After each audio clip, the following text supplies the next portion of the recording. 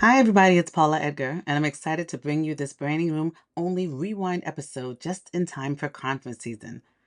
Moderation isn't just about asking questions, it's a strategic skill that helps build visibility and influence. And in this conversation with Nicole Lester Arrindell, we team up to share the insider moves for preparation, presence, and pace. Listen to learn how to manage a panel, engage an audience, and turn the moderator's role into a powerful platform for your brand. Let's go.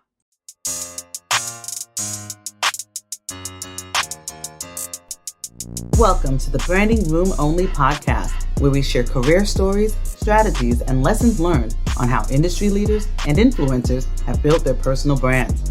Now, let's get started with the show.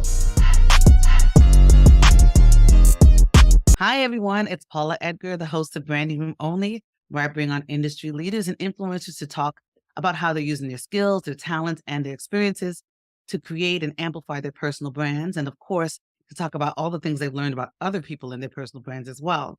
Today, I'm very excited because I have a guest who is not just a guest, she's a friend and also a frequent collaborator.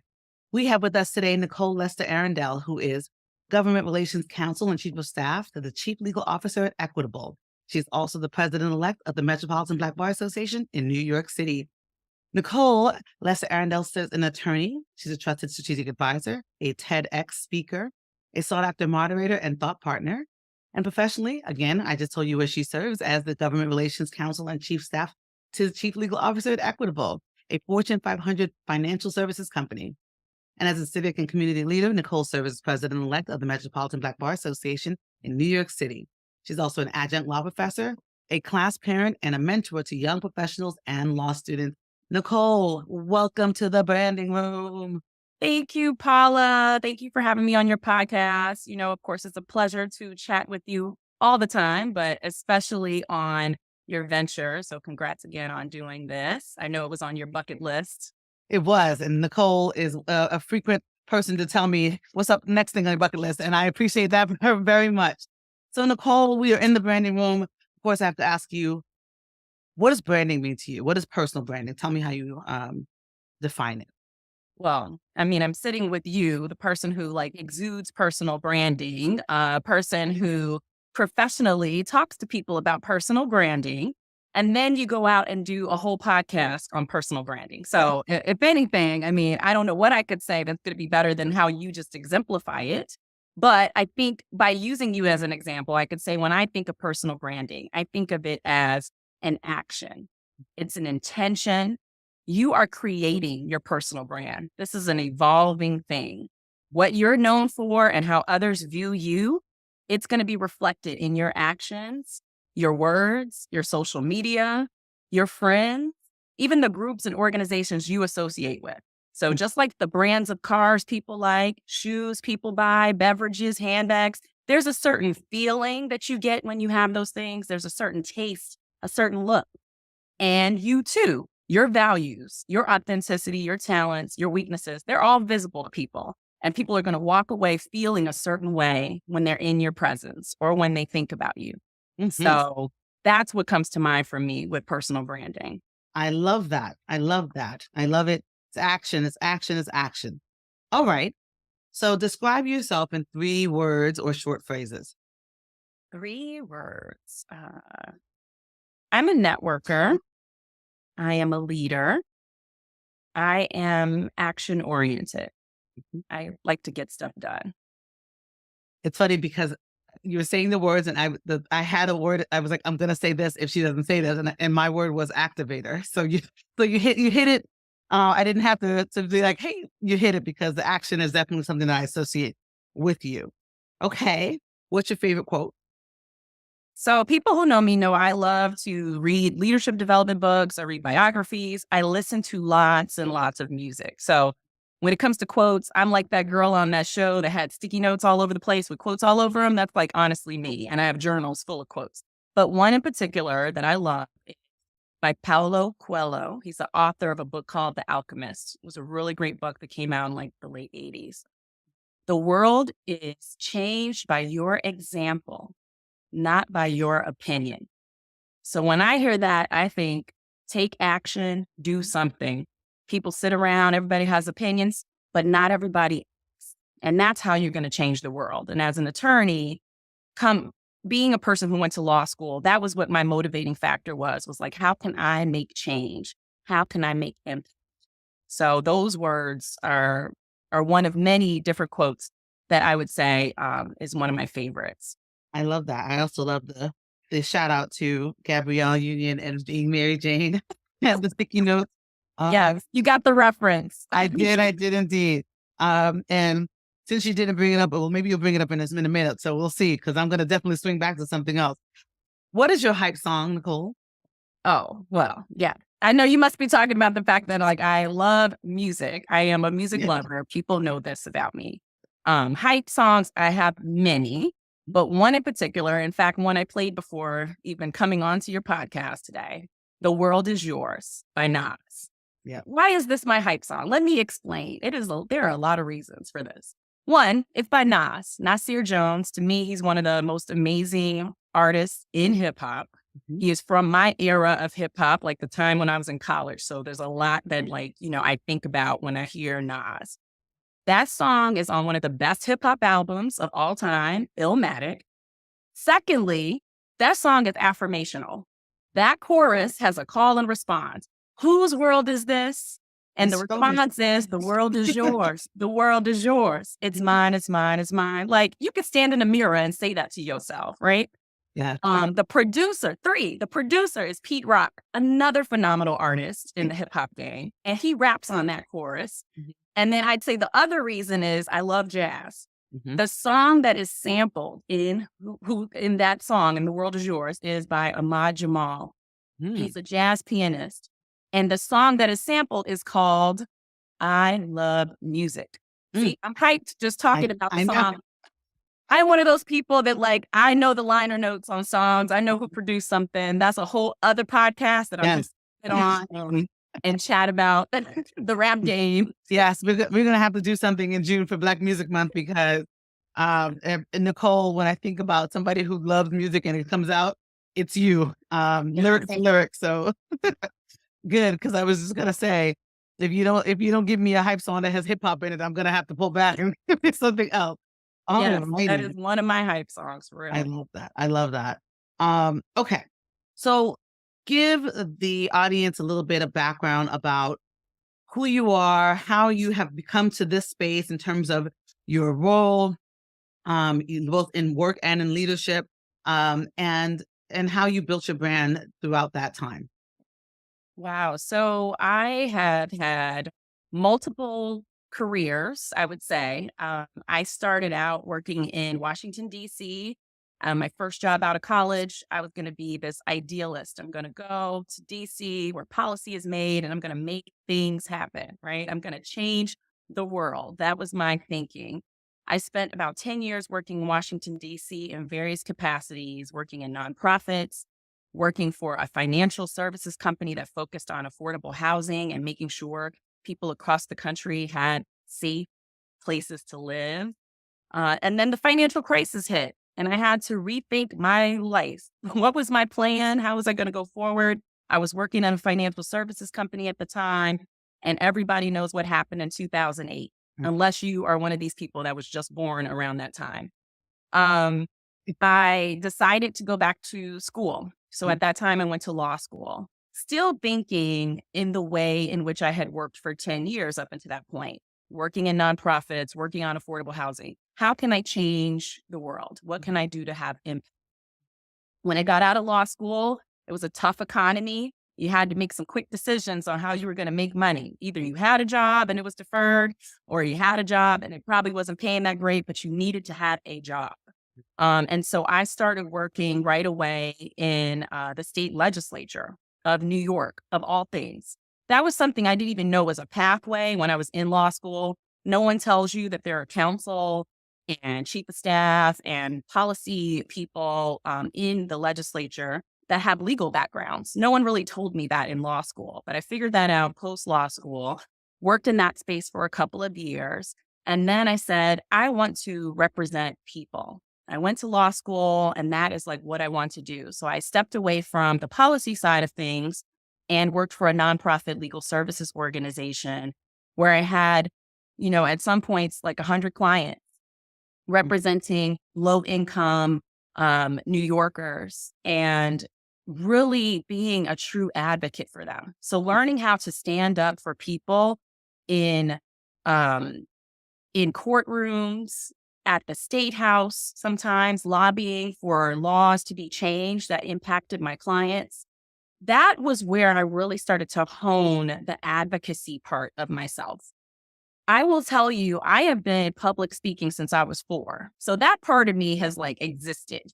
It has been developed and honed over the years.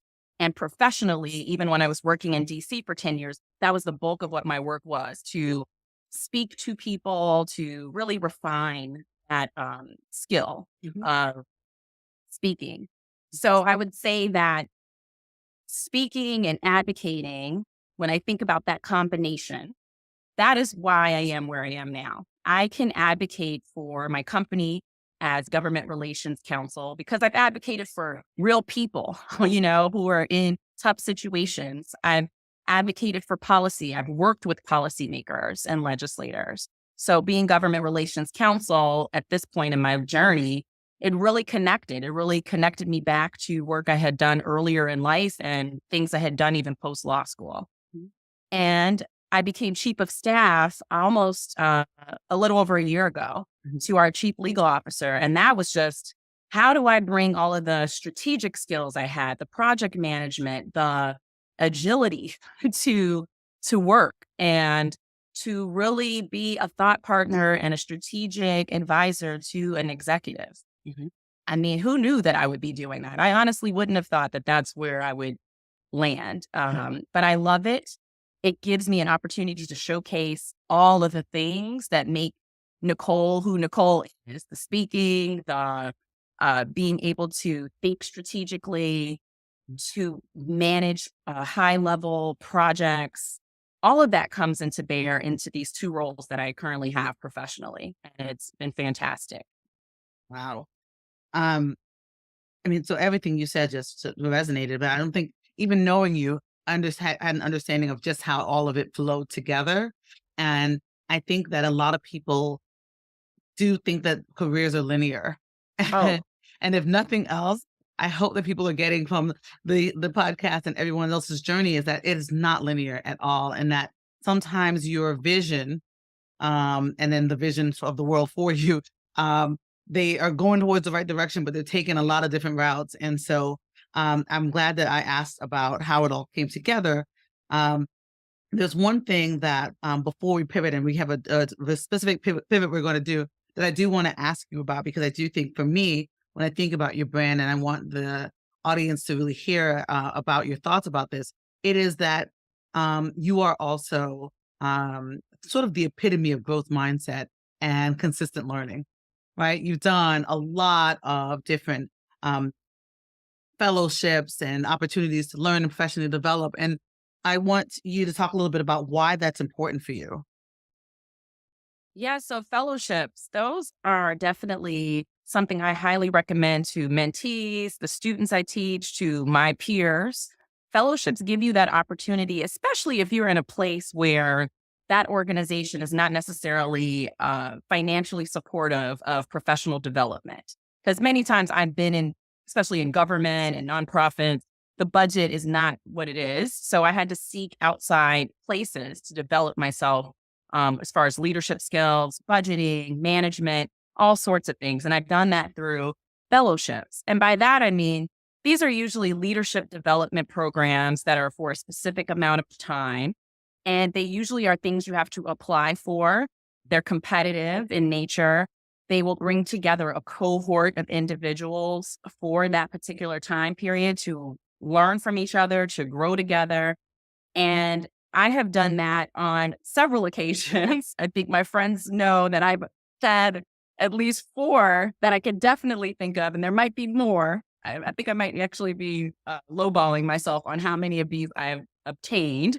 But they've been super helpful for that reason of getting me connected to people who weren't just in my field, learning from them and their failures, their wins, really understanding different industries, all of that makes you more well-rounded, Mhm. able to approach problems in a different way because perhaps you learned about something during a case study in your fellowship program. So those have been super essential for me to build myself up, build my skills, to build my brand in a way where now I'm known across multiple industries, and to also learn about other roles and opportunities that I wouldn't have known about prior to being in those types of settings. So I think those are definitely a great tool to help in building skills, building your brand, expanding your network more broadly outside of the circle of people that you tend to connect with because of your industry. Yeah, no, that's probably the perfect definition of why fellowships and also seeking outside professional development in general is important. So I'm glad I took the time to pivot in that space because um Because you know I've done a lot of fellowships. because I know that you are a fellowship gal. You love your fellowship. Okay, so when we were talking about, I knew that when I started the podcast that I wanted Nicole to be on there, and I was trying to figure out what was going to be the right time, what was the right topic, and it just kind of came to us several times. And we were like, we have to talk about this. And the topic that we really want to delve into right now is the impact of good moderation on your brand and the challenges on your brand when moderation is not done at its best. Let's put it that way. And so the reason why I knew Nicole was the right person is that I I tell people all the time, I try not to judge people in a way that feels like judgy. Right?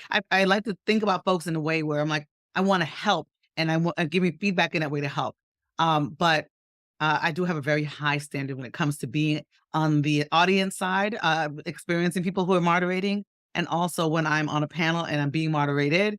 And my favorite position is to be in the moderator role because I care so much and so deeply about the experience of the audience. And Nicole's probably the only other person that's that I feel is similar to me in terms of how we relate to the preparation and all of those things. And so Nicole is going to run down some things and we're just going to talk about moderating. So, in your opinion, Nicole, how does a moderator's approach directly impact the effectiveness of a panel? Wow. How? It really does. And I think that that's the role that when there's a panel, people don't necessarily think the most about, Mhm. but they really should. In my opinion, the moderator sets the pace. Mhm. And by pace, I am spelling it out because I am known to give an acronym PACE. That is, the moderator must be prepared. Mhm. That moderator needs to be agile. That moderator needs to be conscientious and engaged. Mhm. You set the pace. Those questions through prep calls, anything that you could have done beforehand to make sure everybody on that panel is prepared to deliver, that's on you as the moderator to help facilitate that. Mhm. You also have to be prepared that anything can happen. Technology issues, all sorts of stuff. You have to be prepared to be able to move around. And that brings me to Agile, the A. Mhm. Even if you are prepared, you still have to stay ready. Technology fails, missing panelist, rogue panelist. Mhm. Why exactly did we invite this panelist?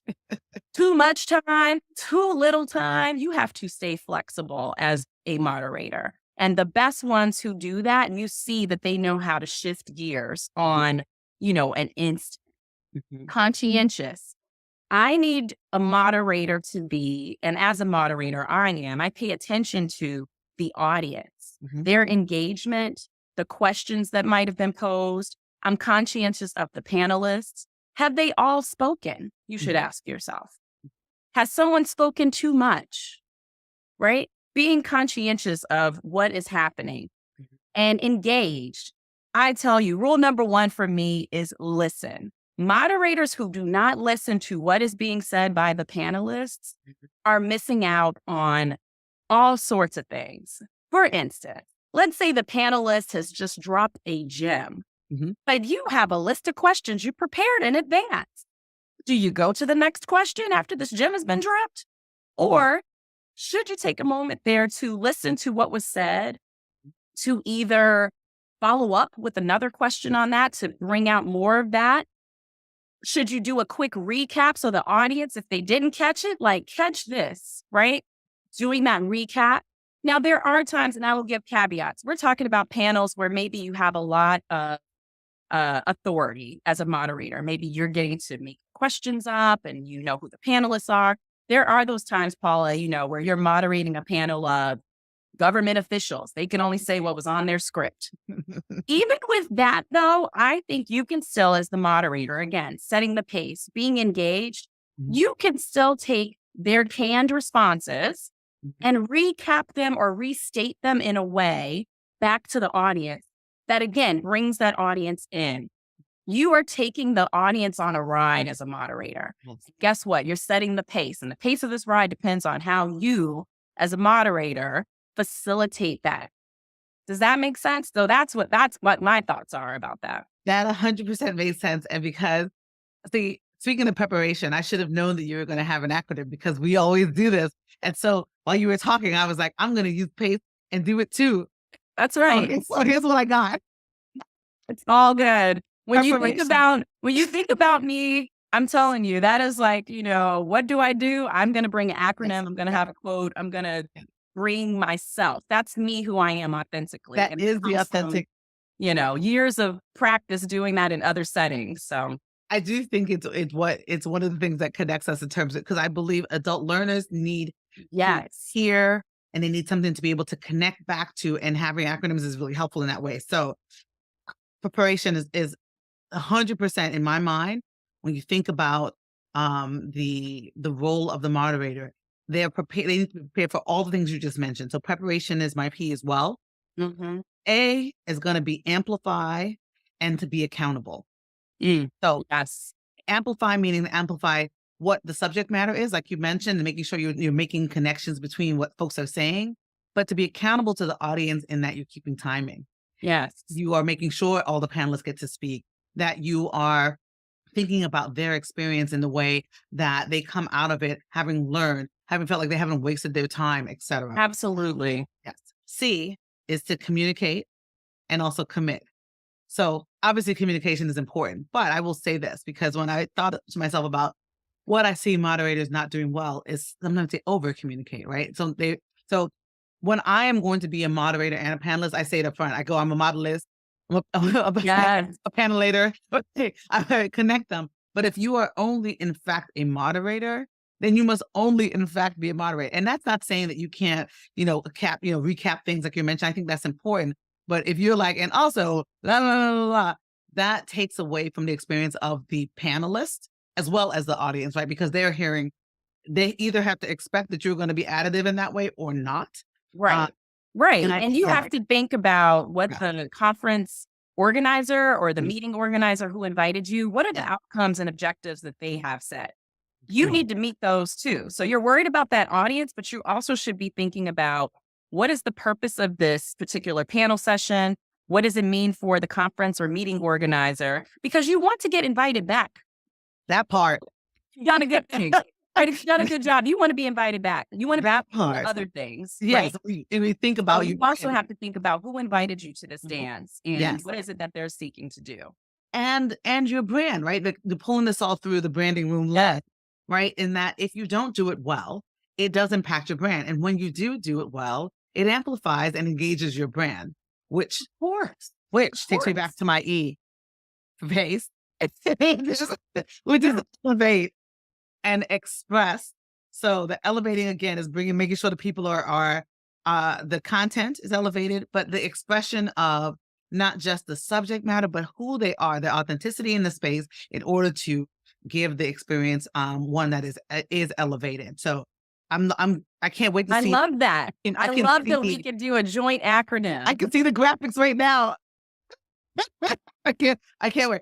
But it's real though. So for the audience that's listening, I mean, you're setting that pace. That's why I said it in that way. But then how Paula and I have broken this down, those are the essential elements to being a really effective moderator. I love it. So tell me, as a moderator, I know that you put an extensive time into preparing, right? And both of us use that as our P for pace, because I think it is key to everything, because it helps you to be prepared, right? What's your preparation strategy? What are some of the advice that you can give to folks in terms of preparing for being a moderator? Yes, I think one thing that is important might be overlooked because sometimes people are so excited to have been invited to be a moderator that they're just focused on like that panel and moderating. Mhm. You need to understand the purpose of the event and that panel. Like really understand what is the if it's a conference, what is this entity about? What is their goals, their mission? What do they do? How does this conference normally operate? You should know about the organization that's hosting it. Who do they serve? Who's the audience? Who's going to be in that audience? And then after you understand that, that's when I start to think about, okay, what is this conference panel description? Mhm. Hopefully you're not reading that right before the event. Excuse me. Panel description. Yeah. Understand the conference, the meeting organizer's objectives, Mhm. right? That's what that description should tell you. The outcomes that we expect Yeah. as an audience member are going to be in that. Mhm. Who is this panel session for? Why? I mean, these are all of the kind of questions I go through before I even get to, all right, let me prep the people who are going to speak. I need to be prepared. Yep. The P in that PACE stands for both the moderator and the panelist. Agreed. Then I would tell you, I do a little bit, if I haven't selected the panelists myself, I do a little bit more diligence around my panelists. Mhm. I'm going to learn about them beyond the bio. Yep. You can keep that in some quotes too. Learn about your panelists beyond the bio. Mhm. That means you need to use the search engines, Mhm. the social media account that tells people about their professional things. Can we mention Google, LinkedIn? I don't want to be branding other people's brands here, but using Google and LinkedIn to figure out other things. Why do I do this? Because even when I'm in that prep call with the panelists, or if I'm on the panel, I like to tie in other pieces of people. Mhm. So yes, you're sitting here, panelist, as an expert on whatever we're here to talk about, but you are also a person who is an expert on this, or you have experience doing Y, or maybe I figured out. I actually moderated a panel recently, Paula, where 3 out of the 4 panelists, we all went to Big 10 universities. And so there was Ah. this commonality amongst us, like, oh, Michigan played Illinois. I was able to bring some of that into the banter Mhm. to really hone and develop the relationship with the panelists, Yeah. right? Yeah. Before we even got to being on stage together. So And it loosens them up. It loosens them up too. exactly. That Mhm. research is like, that intel is important. So then I think pre-panel prep calls are important if you can have them happen. Yeah. And I say if, because sometimes you're dealing with very, very busy people. Yep. Well, you may have to end up just having a quick one-on-one call with to let them know what maybe the whole group talked about and they missed the call. You have to figure that out. But have some sort of touch point, whether it's a very detailed email communication to the panelists Mhm. or a call. And if you have a call, perhaps you can ask everyone if it's okay to record that call and send someone the Zoom recording so that they can understand what the flow should feel and look like. Sometimes you can use that prep call to determine speaking order. Hey, Paula, I want you to address this question first. Mhm. You can use that prep call to figure out that, you know what, Jordan over there is not comfortable answering this particular question. So let's not even direct it towards him or her. Right. The other thing, and I'm going to say, because I know you do bruisers and all the pet peeves, please learn how to pronounce the names of the panelists on the prep call. Mhm. That is your time to get that right, to get the phonetics of it. Do not be the moderator who's on stage introducing panelists and jacking up their names. I mean, that's the only way I could say that. Like, don't do that. Like, please. And then saying, "I knew I was gonna mess it up." No. That's not cute. No one wants that. It is so frustrating because I'm like, if you knew you were gonna mess it up, then you should have figured this out in advance. And names are so important. And a lot of times, especially if you're not at a panel with a dais, you're saying this person is this person, this person is this person. It helps people to go back and remember who Right. said what if there was not any designation of their names on a dais or on a screen. And so I think that is key. And to say those names, you know me, I get about this clearly, slowly, And when you're introducing yourself as a panelist, you say your name, and then you say your name and your last name like this: Paula Edgar. It's really, really important that people know your name so they can find you. What else? Anything else in the preparation before I give my supplemental?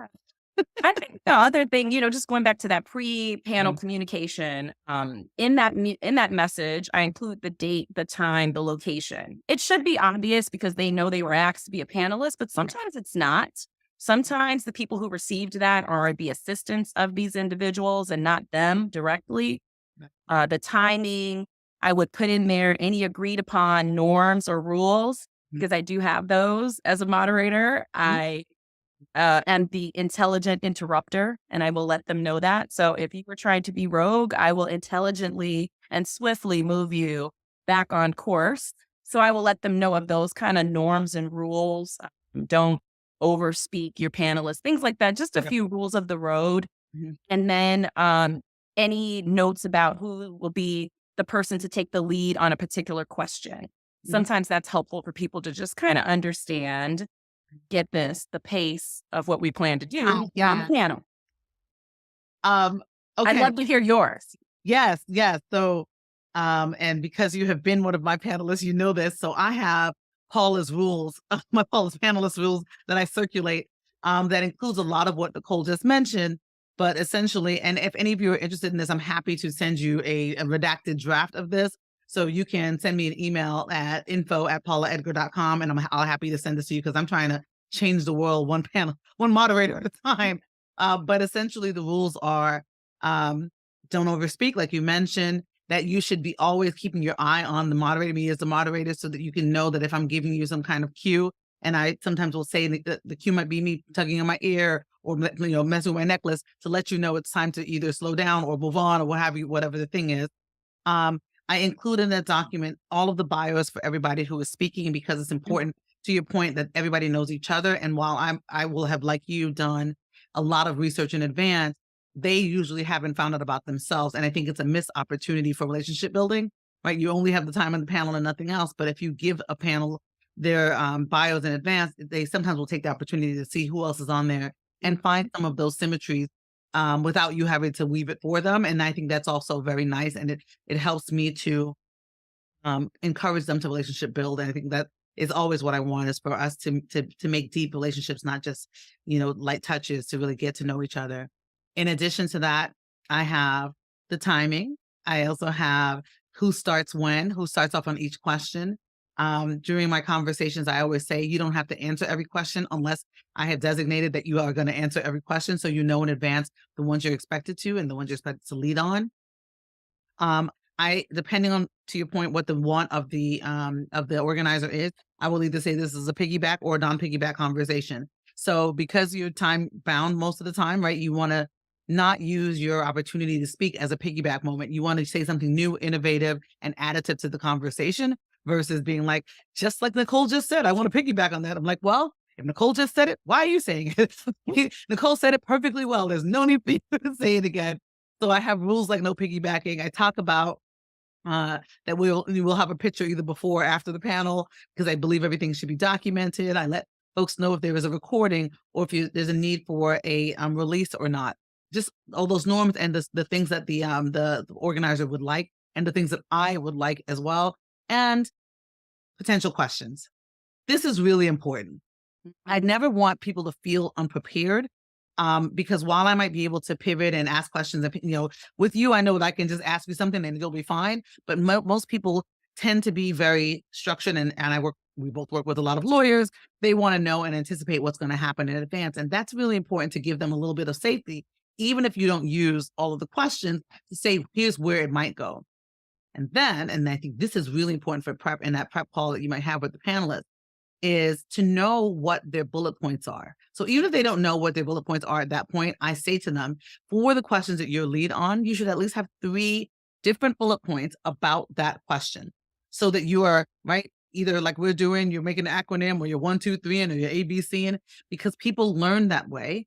And also to use stories to amplify their points. So there's a lot more in there, but all of those. I know. We got to do the part 2 or actually like a checklist. Yes. I love, just to tie it back to personal branding too. I love moderating and facilitating conversations because I really do think it amplifies and puts your skills on display.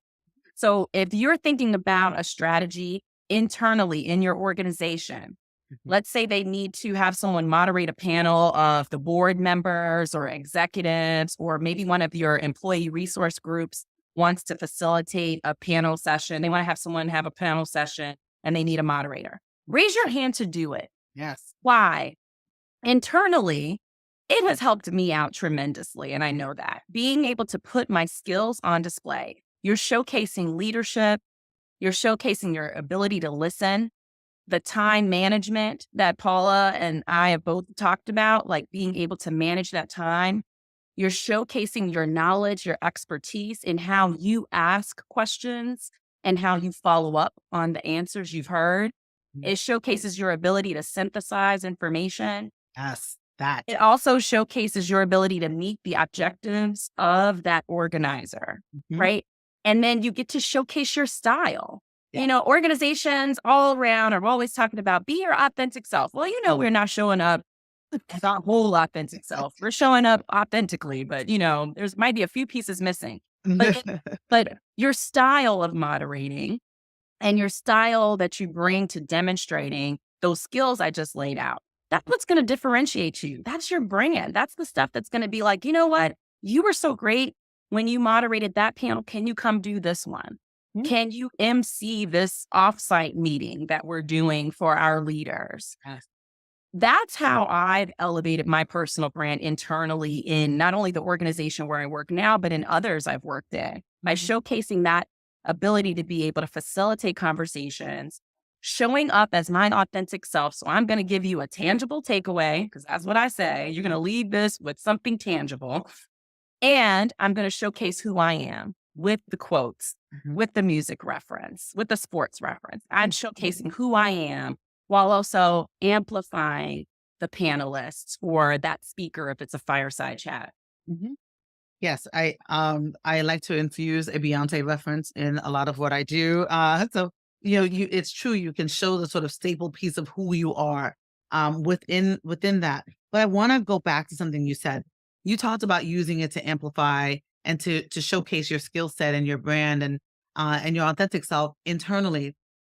But this is something, if you don't have the opportunity internally, that you can take as a skill or an opportunity externally. And it's why I love bar associations and civic organizations and professional organizations so much, because they are usually, most of the time, right? They are run by their participants, their members, right? They come up with the ideas and then they bring the thing. So if you have an idea for a panel, you can bring together the panelists, you can navigate the conversation, you can write all of those things, and in setting a goal as to what you want, and then bringing those pieces together using moderation as the vehicle through a bar association or another kind of organization. It is key. If you're not getting the skill development internally, you can do it externally and then talk about it and bring it back internally too. Yes. And I'm glad you mentioned the external, because of course I do them externally for bar associations and other groups. But I wanted to be sure to mention the internal piece because I feel like that is a lost opportunity for people. Yes, agreed. Really thinking about ways strategically, internally, the place where you're getting that paycheck, like how can you showcase yourself in a different way outside of whatever job you've been hired to do? That showcases your personal brand in a very different way. True. And it's truly strategic self-promotion, right? Because while it's other people who you are amplifying, they have no option but to see you in your light. And I'll say this because I know that you all can tell if you're watching or just hearing us, we love this. Like, it's not like we're talking about it because we enjoy it. But there's some people who don't necessarily enjoy it or don't feel like it comes to them naturally, but you can still do it and do it well, right? I don't think you have to be, you don't have to put on a show, but you do have to take into consideration things we talked about, that preparation, thinking about the audience experience, and utilizing and weaving in those things. And you can do that whether or not you identify as, someone who's an extrovert or who even loves these things, or even an introverted extrovert. You can still do this really, really well. And it takes practice. Practice. Yes. Another yes, sports reference I love. yes, Allen yeah, Iverson. He said, we're talking about practice. Yes, we are yeah. talking about practice because that is actually how you become better at this. Just- Volunteering to do more of them is how you become better. And you mentioned you don't have to put on a show. You're right. As a moderator, it's not about you, right? Like you're not the show, but, or I should say, and you're not the show, and you are the person who is there to bring that audience in on that ride, though. So you have to figure out how to showcase who you are, highlight and amplify those panelists, but also remembering, again, that conscientiousness of the audience. What do they want to get out of this? And it's really your job to make sure those panelists deliver on that. Right. You're not the circus, but you're the ringmaster. Right. Quote that. Anyway, okay. So, Oh right. my God, quotables. I love it. That's part of what I do too. I'm like, I have to have, if it's not me, I'm going to make sure I have a quotable that people can walk away, whether it's my acronym, whether it's some line of a song or a sports reference or something that someone on that panel has said. Yeah. And that is really, again, my love of music, particularly hip hop. There was a magazine I was an avid subscriber of back in the 90s. Word up. Early 2000s called The Source. They had a section called Hip Hop Quotable. And artists would strive to make sure their lyrics could be listed there. That was meaningful. Yeah. And so similar to that, I strive to make sure the panelists have those quotables, right? That something that they have said can resonate with people when they walk away. Each particular panelist had said something that has been amplified in some way where people are like that. Wow, that's like a quotable thing that I can, really associate with that particular panelist. Yeah. See, I can weave hip hop into all kind of stuff. So, well, let me put a little bit of a remix on this. See what I did there? Yeah. I want to talk about when you have a Q&A, when you are navigating the Q&A. This is where I really find that good moderators shine because number one, when you're doing a Q&A and it's not questions you prepared for, you have to be prepared for anything because you don't know what's going to happen. And you have to protect your panelists and also give them the opportunity to shine. And I think it's very much a balancing act. So do you have a strategy that you use in terms of managing your Q&A? If allowed, I will, as a moderator, try to set ground rules or at least establish norms up front with the audience. So I will clarify how questions will be taken, whether people can raise their actual hand. If we're doing it virtually, raise your virtual hand, use the conference app if that's what the conference has, write down your question on a note card, step to the microphone, give the audience the rules of the road on that.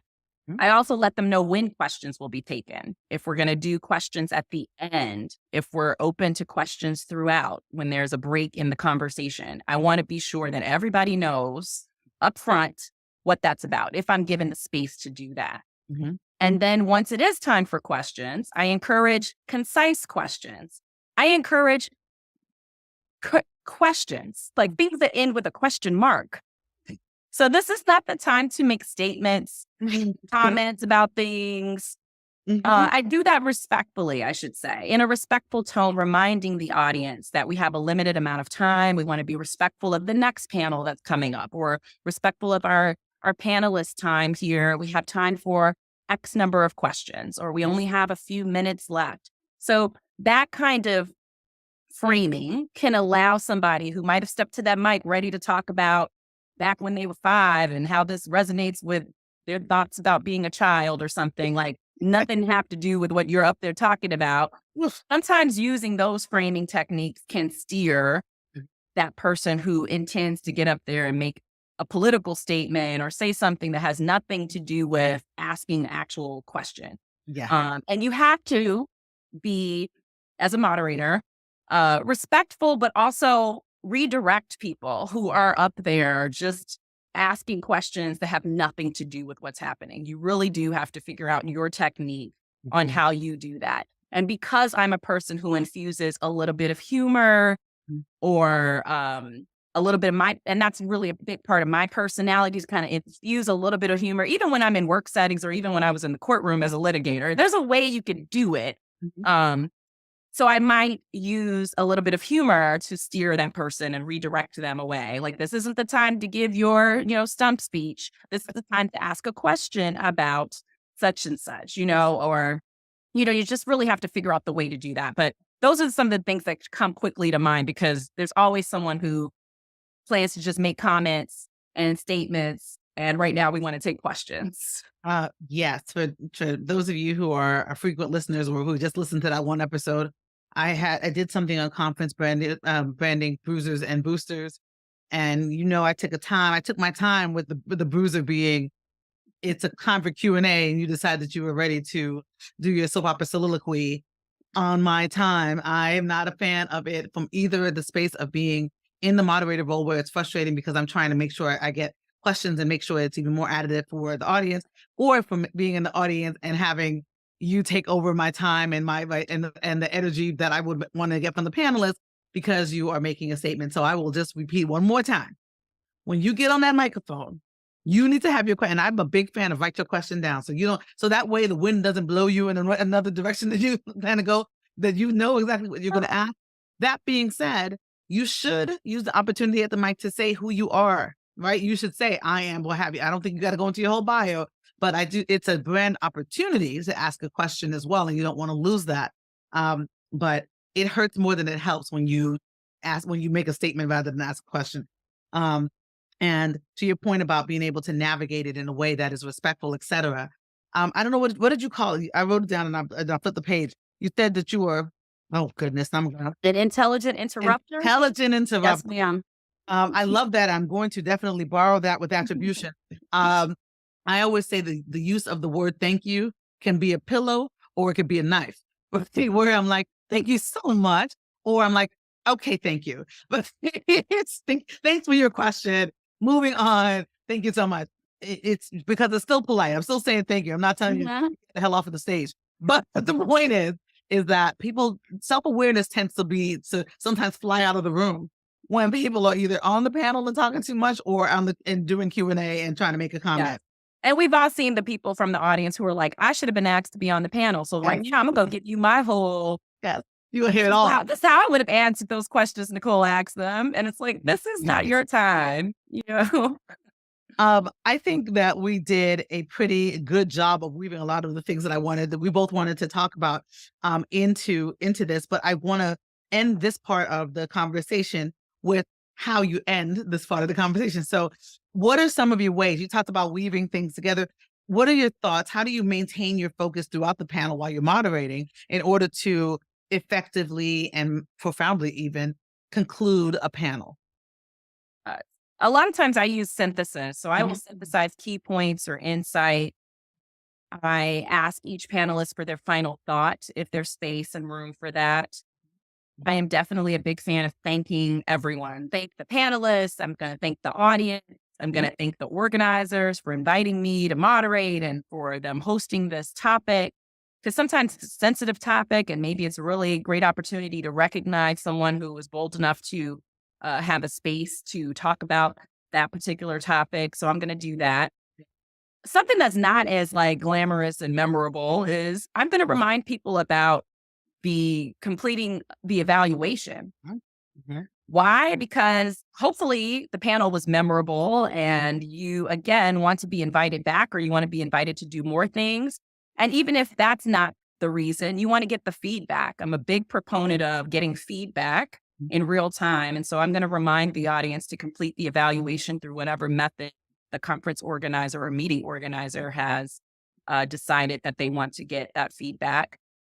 And those are just some of the things I can think of about ending in a way that can be memorable and strong. And again, if I have a quote that can tie everything together, I'm known to do that too. I might start off the panel session that way, but I'm also known to end it in a way that might actually wrap up and put a bow on everything that has been said. Yeah. I think that part is perfect. And I've seen you moderate a few times. And what I love is that bring you back to the beginning, the points throughout, and ending with some kind of memorable, whether it's a quote from the actual panel or a quote that you thought about in advance. And I think a really great in preparation is to think about quotes that you may want to use right? Just knowing what the Oh, yeah. topic is. I think, maybe having 3 or 4 to say, I'm gonna just pull this one, and whatever way it works for me that day, it's the one I'm gonna pull. I think that's a really great thought. Oh, yeah. All those sticky notes, girl. We just go find one, Exactly. put them Exactly. together. Pull a sticky note.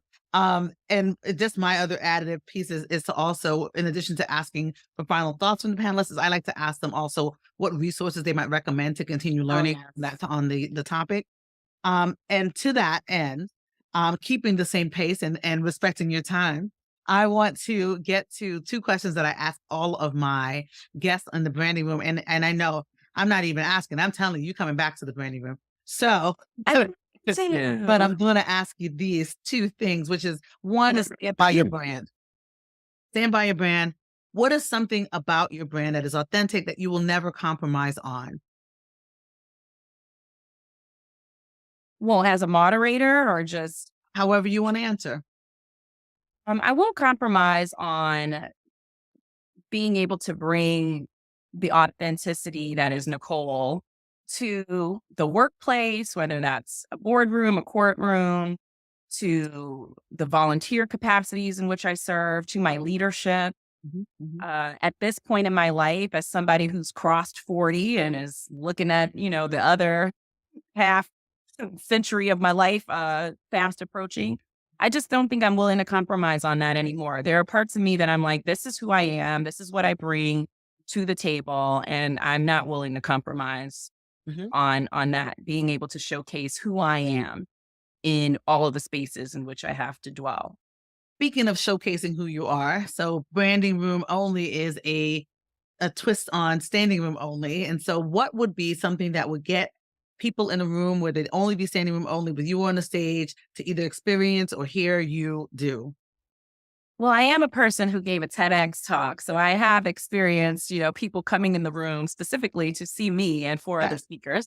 Yeah. But I would say that in a panel moderation setting, particularly, people know that I'm going to give you a quote, a stat, a compelling statement or fact. I'm going to use a memorable acronym or have some sort of analogy that really wraps up what we're talking about. Mhm. I will use humor tastefully, if appropriate. I am going to use a music or sports reference, again, if appropriate, if appropriate. Mhm. And I think that those things, when they're used sparingly, not overdone, they're used in a way that connects the objective of the panel session to what the organizers want and what I've been invited to moderate about. I think that's what people look for me for. They're like, she is going to be able to meet our objectives. She is going to bring out of the panelists what we want. The audience is going to receive it. They're going to be engaged. And she's going to be, funny and engaging, somehow, even with dry topics, because I've done it. Dry topics that definitely don't seem interesting.